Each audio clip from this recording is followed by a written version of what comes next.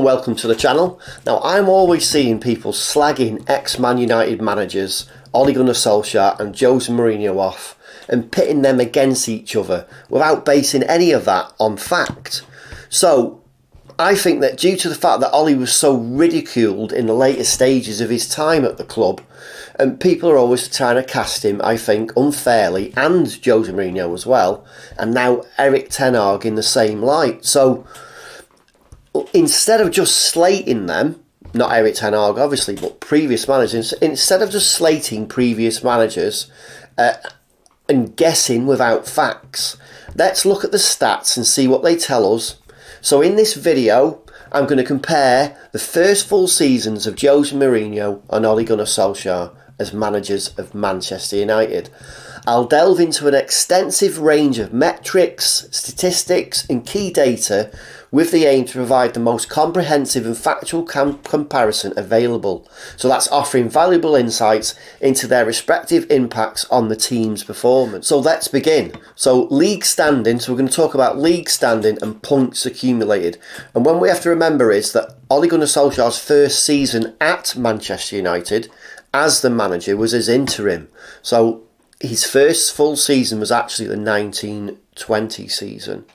So that's the season we'll be looking at, his first full season in charge. So Jose Mourinho's first full season was the 2016-2017 season. And in that season, United finished sixth place in the Premier League, and we accumulated 69 points. The team secured 18 wins and 15 draws, and we suffered 5 defeats. So under Mourinho's guidance in that season, United finished, as I say, we finished 6th, which was an improvement of 4 places and 6 points, a 6-point increase from the previous season under Louis van Gaal. Now, Louis van Gaal's a completely different video. How did that compare to, Jose Mourinho's stats compare to Ole Gunnar Solskjaer's first season, which was the 2019-2020 season? So that season, we finished in 3rd place in the Premier League, and we accumulated 66 points. So the team registered 18 wins, 12 draws, and we suffered 8 defeats. This marked a significant improvement from the previous season and secured qualification in the UEFA Champions League. So let's move on to goals scored and goals conceded. So Mourinho's first season scored 54 goals in the Premier League, averaging 1.42 goals per game. The team conceded 29 goals that season in the Premier League, resulting in an average of 0.76 goals conceded per game.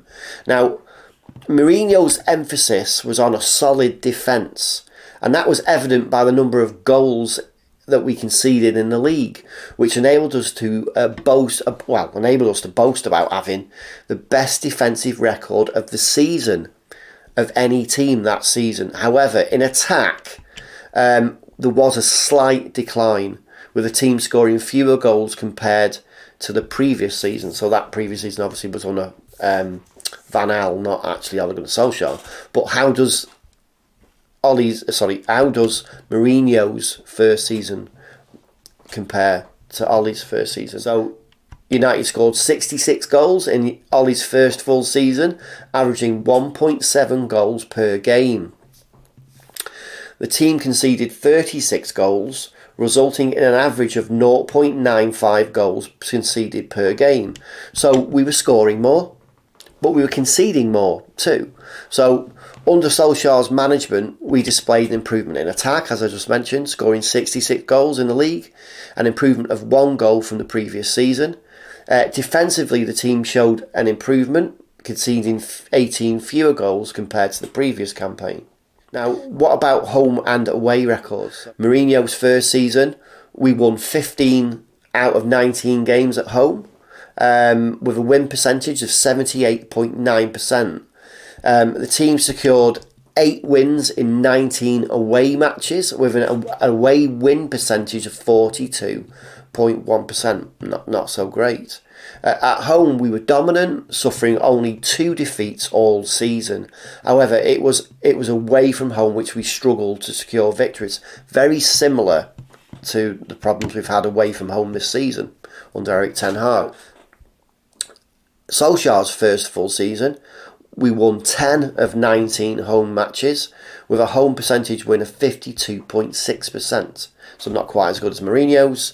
The team secured 9 wins in 19 away matches with an away win percentage of 47.4%. So not so great again, but relatively comparable to Mourinho's away record. At home, we showed strength under Ole Gunnar Solskjaer, winning 10 out of 19 matches, and we only suffered 1 defeat. Our away form also did improve slightly, with the team securing 9 victories and suffering 9 defeats. What about cup competitions? Mourinho's first season, so we reached the final of the EFL Cup, securing victory by defeating Southampton 3-2. What about the FA Cup? In the FA Cup, we progressed to the quarter-finals, but we were knocked out by Chelsea. A memorable moment of that game was when Ander Herrera was sent off in the first half, and then obviously N'Golo Kante scored a stunning goal to fire Chelsea into the semi-final against Tottenham that year. Moving on to performance in international competitions, the team that season, this is under Jose Mourinho, so the 2016-17 season, his first season, the team excelled in the UEFA Europa League, reaching the final and emerging as champions after a convincing 2-0 victory over Ajax. This triumph secured a spot in the prestigious UEFA Champions League for United. So Solskjaer's first full season in the cup competitions, United reached the semi-finals of both the EFL Cup and the FA Cup, and the team progressed to the semi-finals of the Europa League that season. There were no trophies that season under Ole Gunnar Solskjaer. Moving on to player performance. So, top goal scorers in the 16-17 season under Jose Mourinho were Zlatan Ibrahimovic, one of the best players I've ever seen in a United shirt, I must admit. Although if you look at his stats, it looks like he was wasteful around 50% of the time. You know, he may get 10 chances on goal, 5 he'd waste, 5 he'd put on target. So Zlatan was United's top goal scorer in the league that season with 17 goals, where Juan Mata led in team assists with 6, and Zlatan emerged as the team's top goal scorer, obviously, as I mentioned, scoring 17 times in the Premier League, and that accounted in total for 31.5% of the team's goals that season.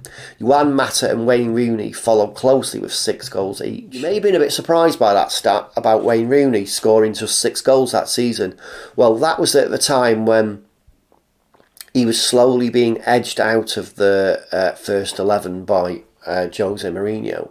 So, and injury, probably performances in training, and whatever other reason led to Jose Mourinho edge Wayne Rooney out of the first 11 slowly. It was slowly. But what about Solskjaer's first season in the 1920 season?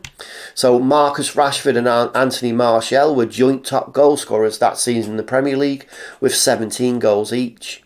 Bruno Fernandes led the team in assists with 8. What about defensive statistics? Mourinho's first season, Eric Bailly recorded an average of 1.9 tackles per game and 1.6 interceptions per game. Under Mourinho's tutelage, we kept 15 clean sheets throughout the Premier League that season, showcasing the team's defensive discipline. That's what Mourinho was all about. A lot of fans didn't quite like that, did they? I remember being one of them.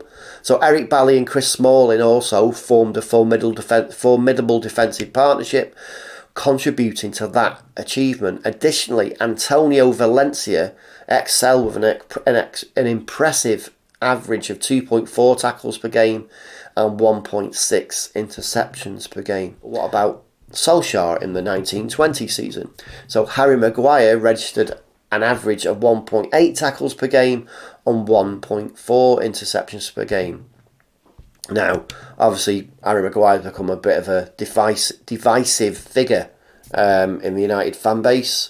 with many of us hoping to see the back of him in this coming summer transfer window. I'm one of them. I think he's had his day at United, and I think some fans blame him for the downfall of Ole Gunnar Solskjaer. They blame him alone. Maybe that's wrong, but some blame him alone for Ole Gunnar Solskjaer's downfall. I'm not one of them who blame him alone for that, but some do.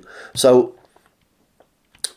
under Solskjaer's guidance, United displayed an improved defensive stability.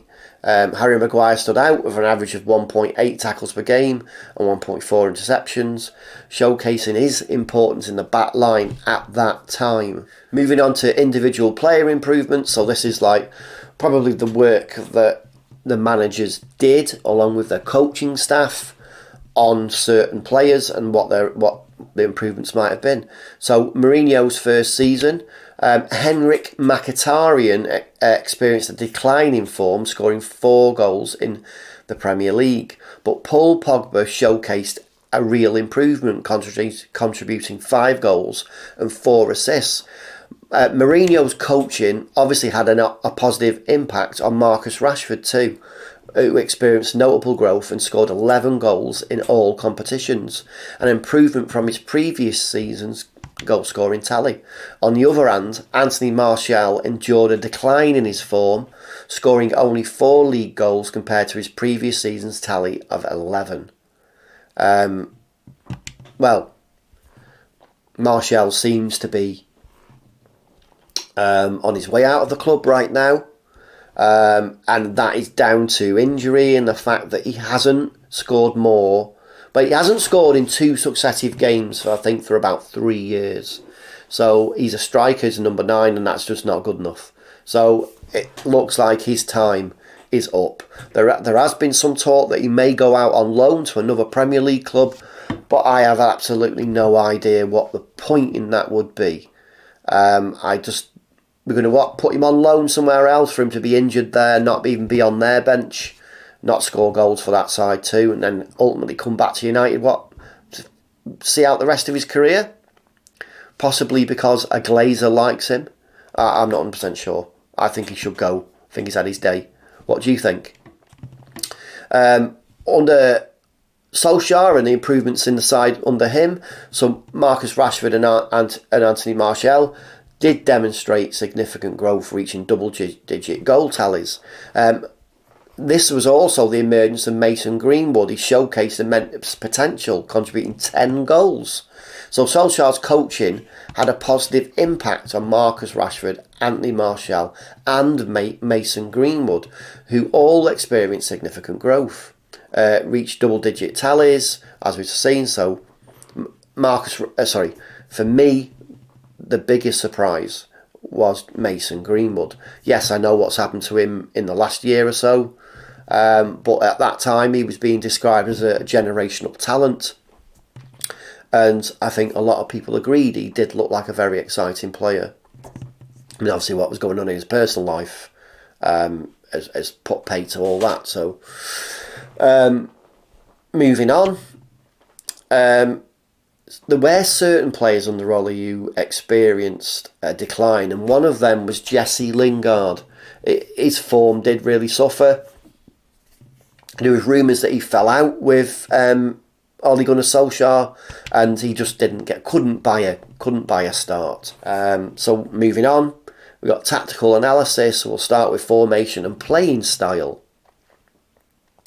So Mourinho's first season, Mourinho predominantly played or used the 4-2-3-1 formation, and he focused on defensive solidity and counter-attacking play. The team's play style prioritised disciplined defensive organisation and efficient use of set pieces. As I mentioned, the 4-2-3-1 formation, prioritising defensive solidity and effective counter-attacks. So that approach allowed United to exploit places left behind the opponents while maintaining defensive stability. Now, did it work? Sometimes, not always.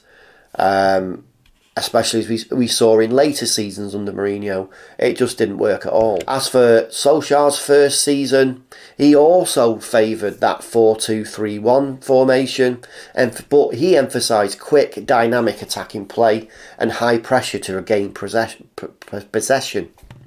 The team exhibited a more expansive and attacking style of play under Solskjaer's leadership compared to Mourinho's.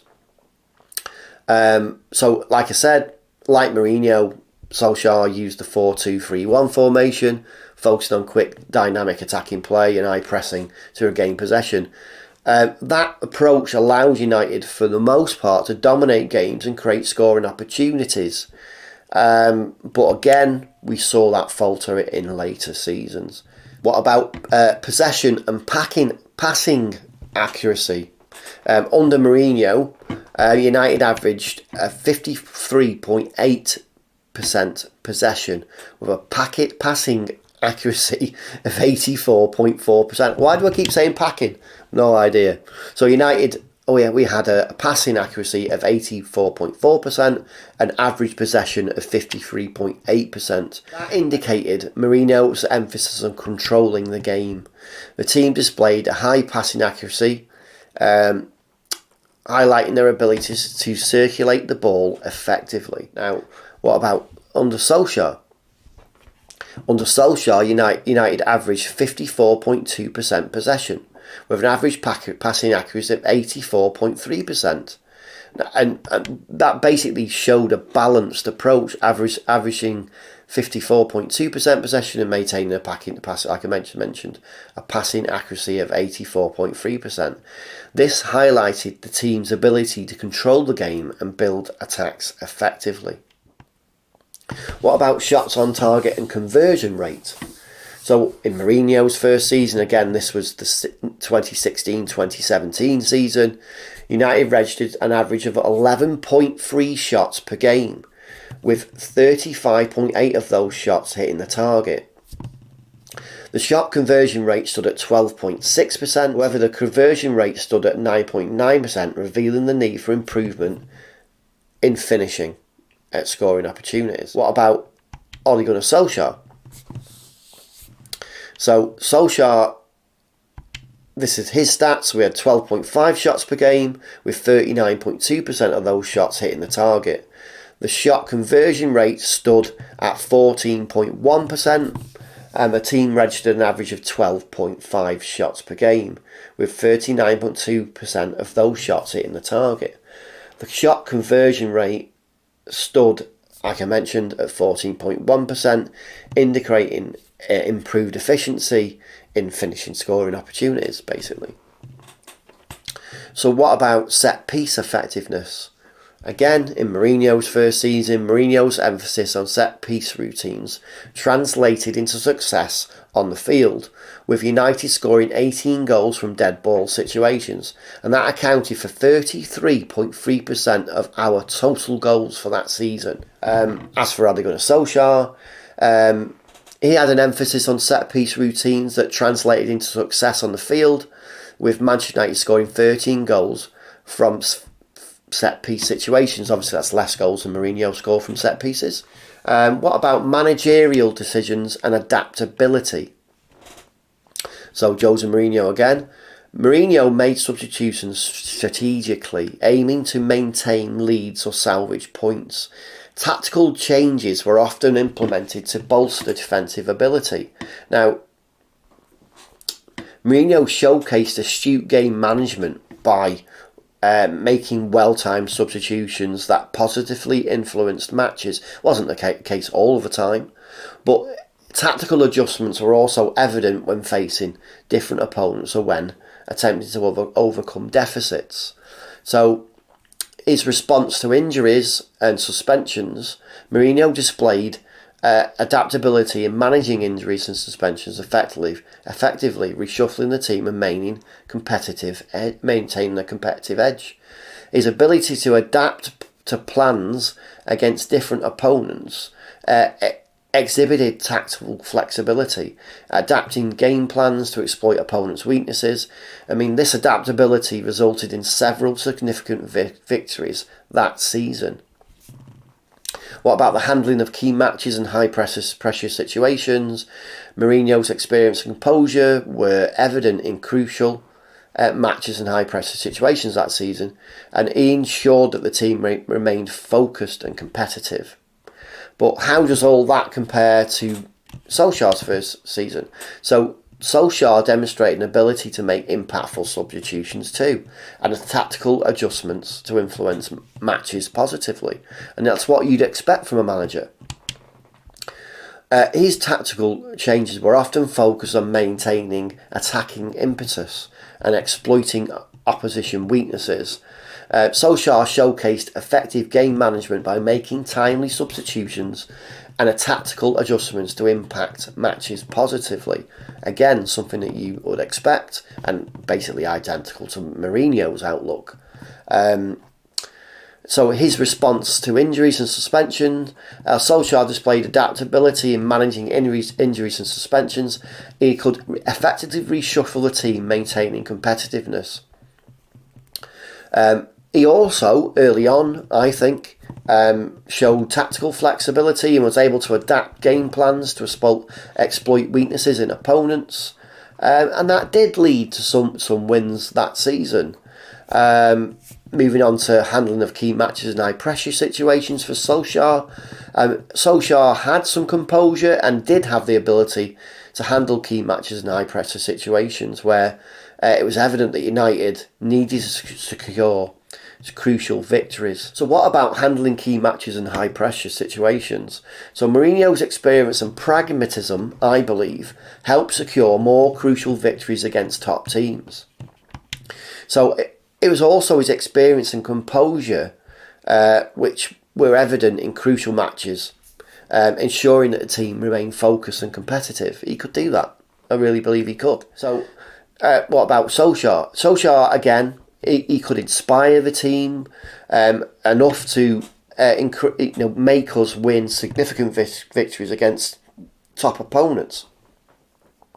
He had a positive mentality, and I think early on in his reign as United manager, that represented itself on the pitch, similar to the way it did early on in Ten Hag this season under Ten Hag. So what about fan and media perception of these times? So Mourinho's first season, my memory is that fans were divided. With some of us, we did appreciate Mourinho's pragmatism and the trophy success, while others expressed concern about playing style and lack of attacking flair. I remember that. I mean, in a fan base as large as United's is, you're going to get those who agree and those who don't agree. And whilst Mourinho won those two cup competitions in his very first season, some fans just weren't happy and they expected more, maybe from him because of his pedigree and what he'd done at previous clubs. And they just thought that maybe he could come straight into manager and help us win the Premier League in his first season, which obviously didn't happen. So what about Ole Gunnar Solskjaer? Fan reception was generally really positive in that first full season. Fans appreciated Solskjaer's emphasis on attacking football and improved league position. Basically, the emphasis on attacking football was because it was a direct look back. If you look back to what fans were saying about Jose Mourinho's more of a defensive kind of a counter-attack type of football, fans wanted, it was all talk about the United way, how United should play, how United should be attacking. So early on in Ole Gunnar Solskjaer's managerial career at United, people were happy with him. They were happy with that league, the final league position of third, and it seemed to be that United were on the up, that there were going to be positives. Media coverage and assessment. So Mourinho, media coverage at the time highlighted the team's trophy success, but raised questions about Mourinho's style of play and lack of consistency. Again, we've spoken about that. So as for Solskjaer's full season, media coverage acknowledged the team's progress. So it improved league position and the playing style. Again, we've just talked about that as well.